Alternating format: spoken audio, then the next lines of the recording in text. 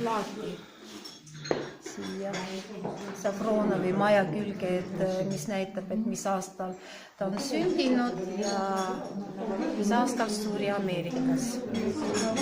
Aga vist kõige kuulsam mees, kes üldse siit Raja külast pärit on, kes maailma on jõudnud. On õige öelda niimoodi? Ja ikka, ja ta on ikka, me arvame, et see ei ole ainult, see on ikka, tema nimi kuulub tervele maailmale, jah. Oli tal endal ka palju õpilasi või kas tema ideid nagu tänapäeva ikoonikirjutajad edasi viivad, et see koolkond on siis säilinud?